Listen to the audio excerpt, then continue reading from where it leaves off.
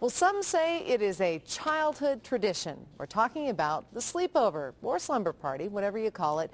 One local mom is on a mission to end it. As Fox 31's Natalie Tisdale reports, when you hear her reasoning, you might just say no the next time your child asks to sleep over at a friend's house.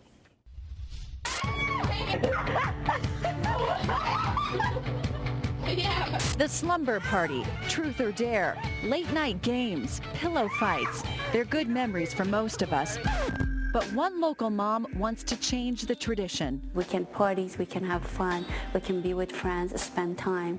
But I always tell my son, but we all sleep in our own beds. Soraya Cartwright is from Lone Tree. She says the sleepover is a recipe for trouble. She started a website and she wants to blog about her new mission, and she has the support of friends and experts.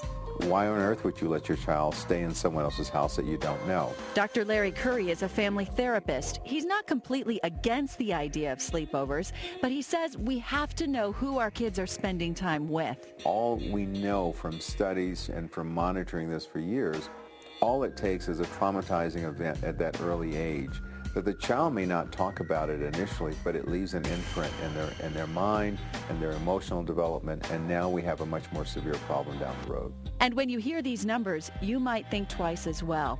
In America, 33% of girls and 14% of boys are molested before the age of 18. And knowing the family, trusting the neighbor, even asking the right questions might not be enough. 30% of molestations happen by relatives, 60% by acquaintances or friends of the family.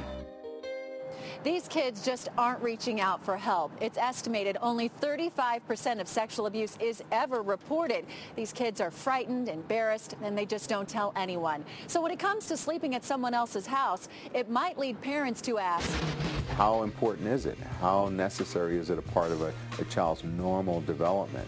A child could go through their entire life and never have a sleepover and come out perfectly okay. It's something that I think America needs to start addressing it, just like any other issue that involves children. I think it's very critical to put it in front of parents and explain to them and share some of these very important statistics.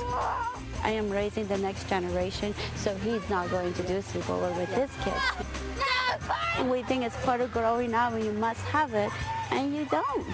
Natalie Tisdale, Fox 31 News. Well, Dr. Curry says when it comes to an age, you might consider sleepovers never before 7. And is co-ed sleepovers ever appropriate? He says no way. Well, I'll tell you. Co-ed sleepovers, I got that. I got that. Maybe not, The other thing, I think I'm glad my kids are grown. I know. I think the most important thing, too, is that you really know the family that they're staying with. Whether, I mean, that's really, you know the parents. Yeah, absolutely. And then you make an appropriate judgment. Yeah. Hey, some parents are angry with how one elementary school is trying to fight the obesity